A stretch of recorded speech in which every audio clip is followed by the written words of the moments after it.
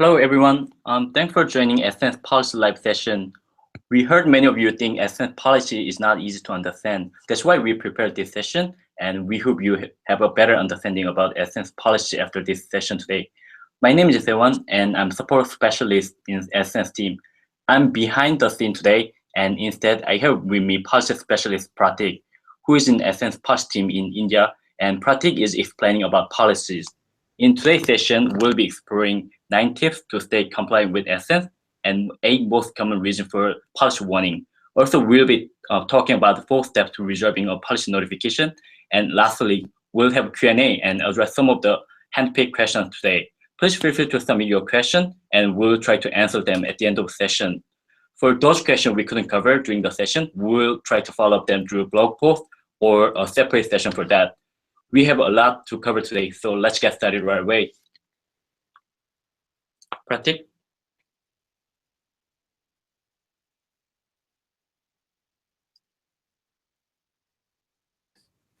Thank you for the introduction, Sewan. Happy to connect with our publishers today. Hello, everybody. My name is Pratik, and I work on the AdSense Policy and Traffic Enforcement team. Today's agenda, we're going to be covering some of the best practices to keep your publisher account in a good standing. Why do we send out notifications to our publishers, and what do you do when you receive notifications from us, right? But before we get into these details, let's quickly go over some of the let's quickly go over our AdSense ecosystem. All right, so who comprises of our AdSense ecosystem, right? Our ecosystem comprises of 3 integral players: our advertisers, our publishers, and our users. And each one of them plays an equally important role. Our advertisers provide an opportunity to our publishers to monetize on good quality websites and through high quality ads. Our publishers in return give our advertisers an opportunity to showcase their work on high quality sites. And most importantly, we do all of this for our users who help us grow our network. And in return, we make sure that they get a positive user experience. Our job at Google is to help facilitate this relationship. So why do users trust the Google Ad Network? Or rather, why should users trust the Google Ad Network, right? Our ad network is a family-safe network. And we'll get into details of what do we mean by family-safe as we go deeper into today's conversation. We make sure that our ads are the ads are served on original content that is informing and is providing the information that the users are really looking out for. And most importantly, that our users are able to differentiate between the ads and the content. So what really is our team's mission? Our team's mission is to make sure that we keep the AdSense network clean. And for that, our biggest commitment is towards quality. We make sure that our publishers are policy compliant, and our acceptance rate is as low as 20%.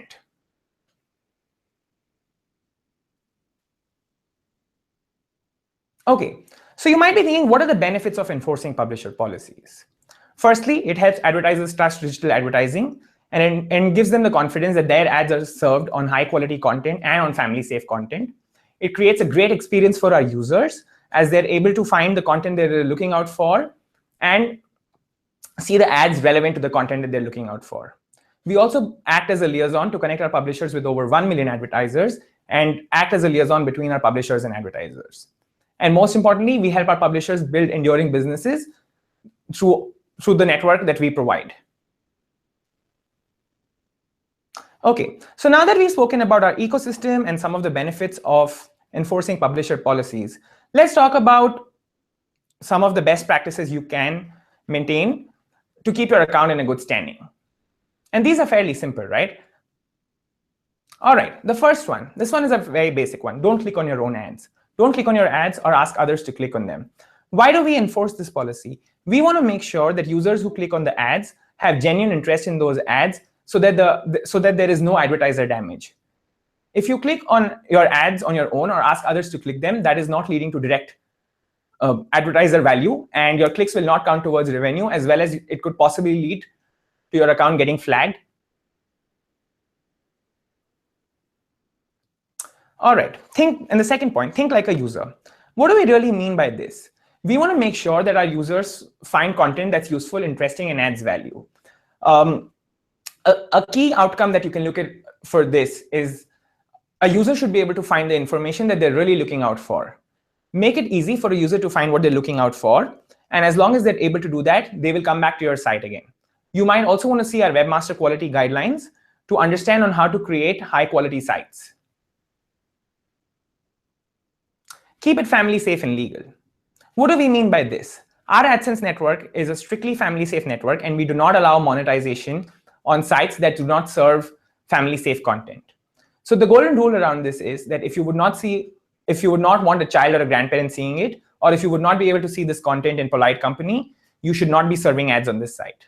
Also make sure that you serve ads only on content which is legal and which is owned by you, or if you have the legal rights to distribute it.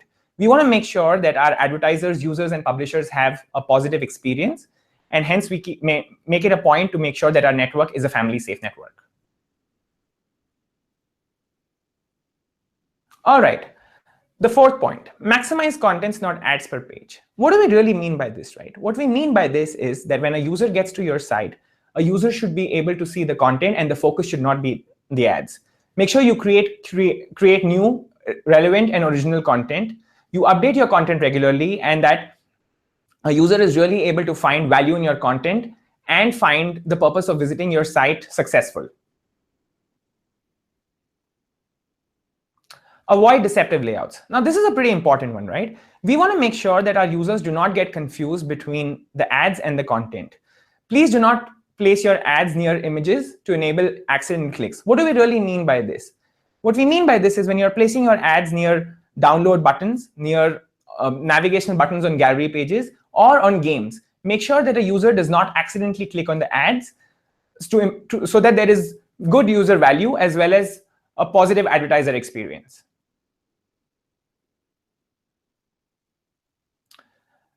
The next one, avoid site layouts that push content below the fold. Now, we get a lot of questions around this, right? What do you mean by pushing content below the fold? A very simple rule around this is that when a user gets onto your site, irrespective of the screen size, the user should be able to see the content first and not the ads. So whether it's a desktop screen, a laptop screen, or a mobile screen, a user should be able to see the content without scrolling down and not see the ad as the first thing. As long as you implement that, the content will not be pushed below the fold.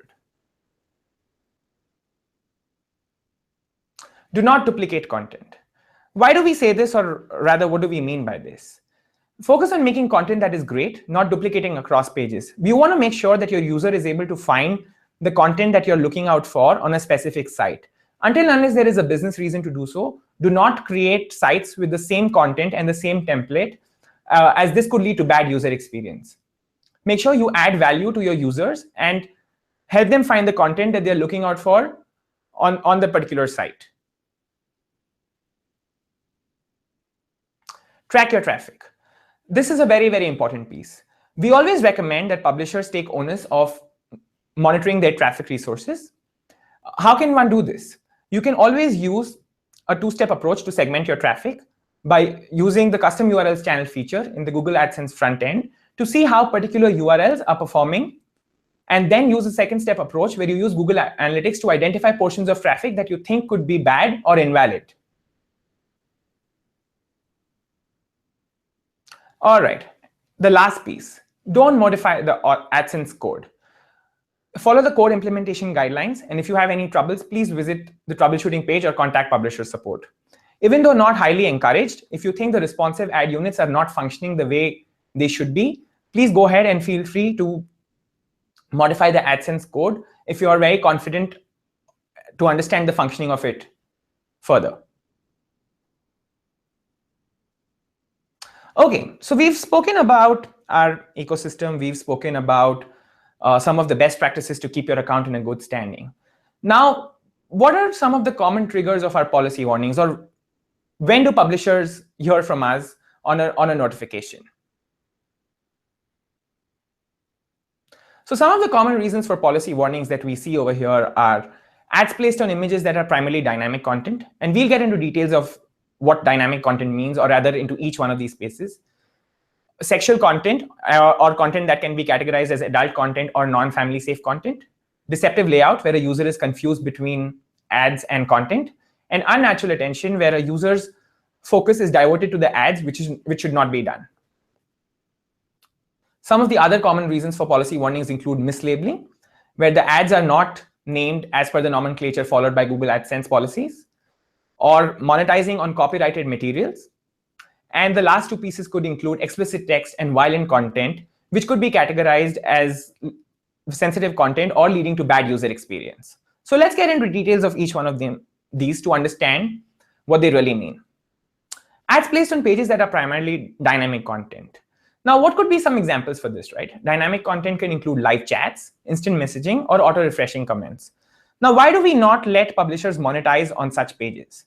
The reason for that is that in scenarios such as these, publishers really do not have control on the content. It is content that is controlled by the users, and if the content is violating our policies, or as an example, be explicit content or violent content, it could be leading to really bad user experience. Hence, we do not recommend that you monetize on content that is dynamic content, as this is a violation of our policies. The second piece, sexual content. As we just mentioned, our network is a family-safe network, and we do not allow monetization on adult content. What could be some examples of sexual content? It could be monetizing on pornographic sites or links to pornographic sites. It could be content that is sexually suggestive without being explicit, such as sheer lingerie or close-ups. Or it could be something as a fetish site. Now, the golden rule around this is that if you cannot watch this content in polite company, you should not be monetizing upon this.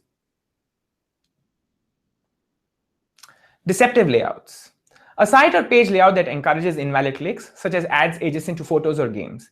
Please make sure that you are very careful when you're placing your ads near download buttons, games, or navigational buttons on gallery pages, as you do not want a user to be confused between the ad and the content and accidentally clicking on the ads. This could lead to really bad user experience, and even though done unintentionally, could possibly lead to a policy warning for advertiser damage as well as bad user experience. Unnatural attention.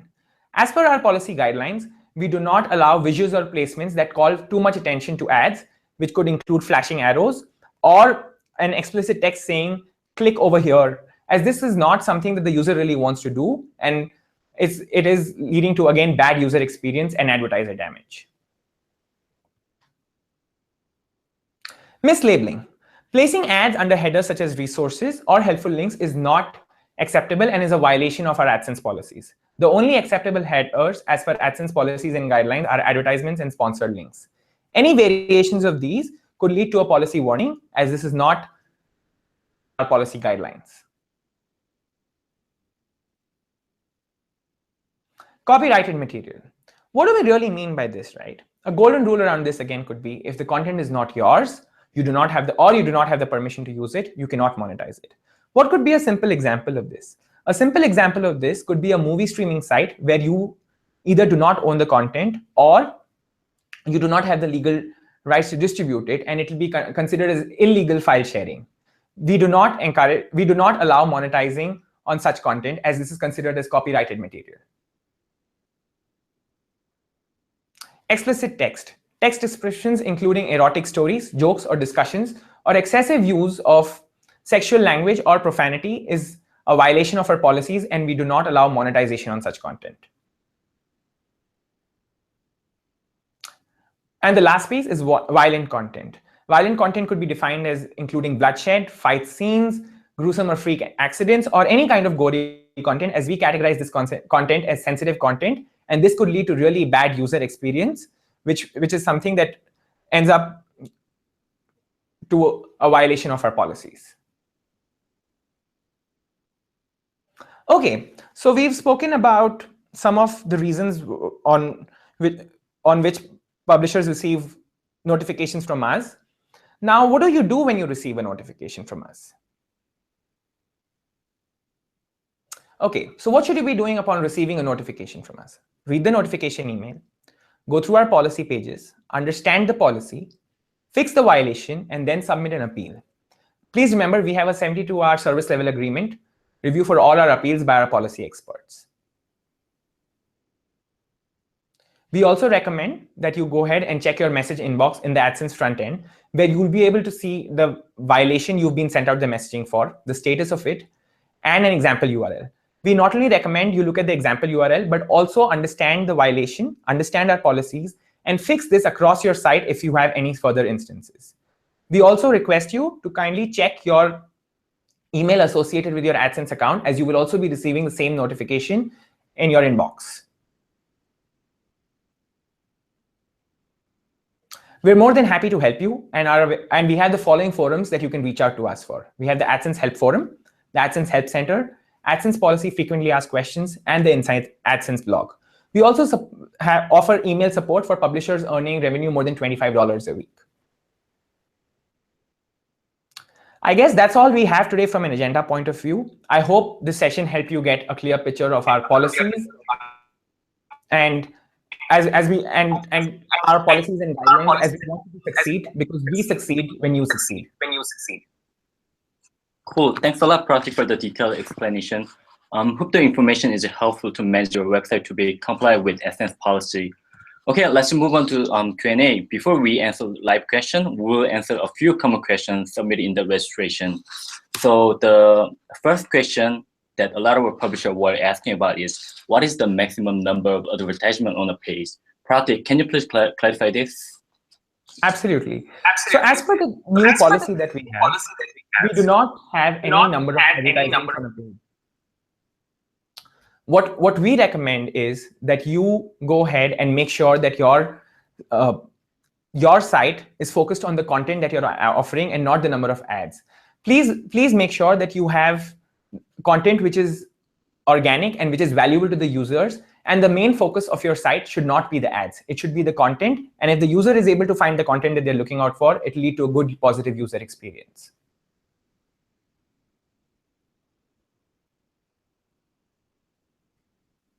All right, another question that we have. Can you outline the rules around use of images? Sometimes I have received a warning for a photo that I thought was okay and not too racy.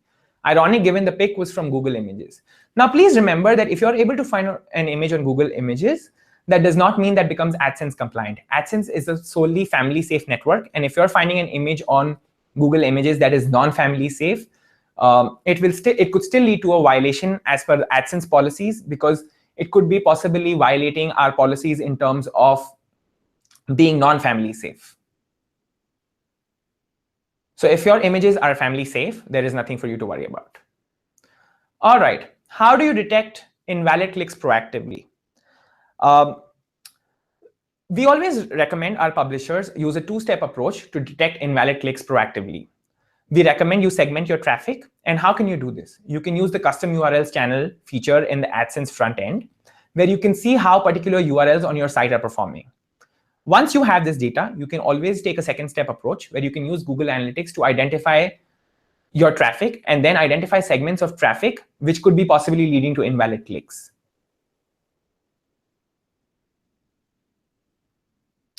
All right, another question. I never clicked a single ad unit in my website. Also, I did not tell anyone to click my ads. Why does invalid click activity happen?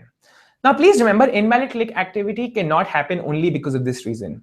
It could also be possible that your ad placement is leading to accidental clicks, which is causing to high levels of invalid click activity. Or there could also be a scenario where you're receiving traffic from a particular source, which is invalid traffic. So that's why we highly recommend you segment your traffic using the custom URLs channel feature as well as Google Analytics to understand your traffic better at a proactive basis.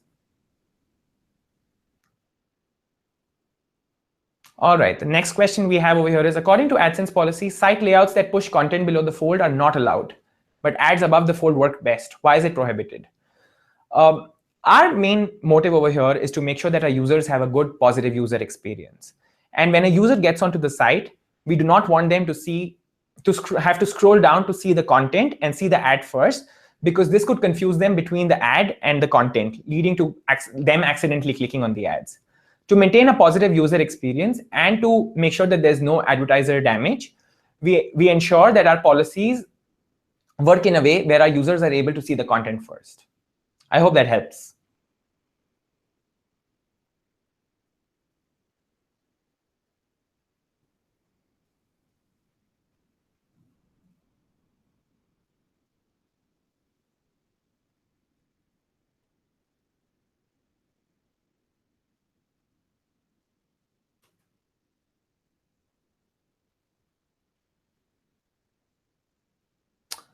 So if we've covered the questions from the deck, do we have live questions that we would like to go over? Oh, sorry, I was mute. So let's move on to live question. Lots of question was submitted during the session, and let's try to address some of those. I see there are some questions which was not really relevant to policy, so we cannot really answer those questions today, but we will definitely incorporate those questions in our next blog post series, and then we'll answer them through the Ask AdSense program in the future. So let's move on to the live question. So the first question is, okay. So this is our first question.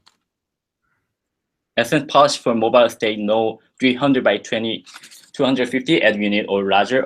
For what do you define mobile screen size as? It depends on the device and could range from 300 pixel to over 1,000 pixel. It is crucial you put a figure on it so we can adhere to policy. Pratik, can you please help on that? Absolutely. So the way we define this policy is, and just how I mentioned a few minutes ago, that when a user gets onto your particular site, irrespective of the screen size or the device type, the first thing they should be able to see is the content. We often see that on 300 by 250 ads on mobile screen, the content gets pushed below the fold, leading for the user to navigate or scroll down before they can see the content, leading to accidental clicks. Hence, our policy recommends or advises you that you do not place 300 by 250 ads on top in a mobile screen, as it by default pushes content below the fold. Cool. And this is the next question. I'm in image-based business and my website do not have much content. Can I apply for Google AdSense account, or what are the requirements I should fulfill so that I didn't get rejected? Okay, so it's very difficult for us to answer this question directly, as we do not, we've not seen the site. But if the way you can look at it this way, the way you can look at it is that if your site has original content, if your site is offering good user value, and is offering unique content that the users will be interested in, then you should definitely go ahead and apply for a Google AdSense account. Thanks. Okay, next question is, could I use more than one AdSense account on one website? Yes, we do. Our policy permits you to use more than one AdSense account on one website. Of course, there has to be a business reason for it, but we do allow monetizing multiple AdSense accounts, monetizing on one particular website. Okay, next one is a pretty tough question. Why appeal for account disabled, rejected all time? I never heard that anyone got their appeal accepted. Everyone says like Google just reply or reject mail by their bots, not human. Can you demystify like this question? Absolutely. So firstly, we have a team of policy experts who look at your appeals, and each appeal is reviewed manually by us out here, where we go over the details mentioned by you. Now, what are we looking out for in an appeal, right? We look out for you understanding the violation and you clearly stating it to us that, yes, this is the violation I had made. You letting us know what is your, how have you fixed the violation, and also letting us know on what is your mitigation plan so that this does not happen in the future. We just want to make sure that if you are coming back in the network after you were disabled, that your account will not create any threat to the network or will compromise on the quality of the network. So as long as you're providing us information which tells us about the violation, that for the reason for the account to be taken out, your plan on how you want to fix this violation and your understanding of the violation, we will definitely try and work with you again. Cool. Next question is from publisher John Gray, and he said, like, I have recently had monthly debits on my AdSense account of between 1% and 3% for invalid clicks. Is this normal and acceptable? And is there any way that I can reduce the number of invalid clicks? We cannot really clearly say whether it is like okay or not. It could be very different, but like Pratik, I think you can give advice how to reduce the number of invalid clicks there. Absolutely, I completely agree with you, Sawan. I think it's very difficult for us to say on the percentages, but what we would recommend is for you to reduce the number of invalid clicks. Please proactively keep monitoring your traffic. As mentioned a couple of times earlier today, use the custom URLs channels in the AdSense front end, see how particular URLs are performing, and then try and segment your traffic based on this. Use Google Analytics as a second step approach to see on how you can identify sources of traffic that look suspicious to you and how you can block them in the future. Cool. Okay, there's another question. So on long contents website, is it okay to hide 90% of the contents on mobile device? So just showing the first paragraph, place an ad below this paragraph, and then place a read more button below the ad to show the full contents. Also, is it good in terms of the SEO? All right. So the way you can look at it is that as long as your users are not clicking accidentally on the ads to read more content, this is not considered a violation. But if you think that this could possibly lead to users accidentally clicking on the ads, this could lead to bad user experience and advertiser damage, right? So if it gets very difficult or subjective for us to come to conclusion without really looking at the site. But from my experience and understanding, as long as the ad is not creating any kind of accidental clicks, it will not be considered a policy violation. Next question is about the number of ads per page. Now that the maximum number of ads per page limit has been removed, is placing 2 ads on a single mobile screen still a policy violation? No, this is not a policy violation anymore. And as long as your ads are placed in the right way and they're not leading to any kind of accidental clicks, we do not consider placing 2 ads on a single mobile screen a policy violation. Cool. Let's have one last question and wrap up the session for today. And go for the last question. It seems hard to get a new AdSense account approved these days. What is the requirement for an AdSense account to be approved on a website?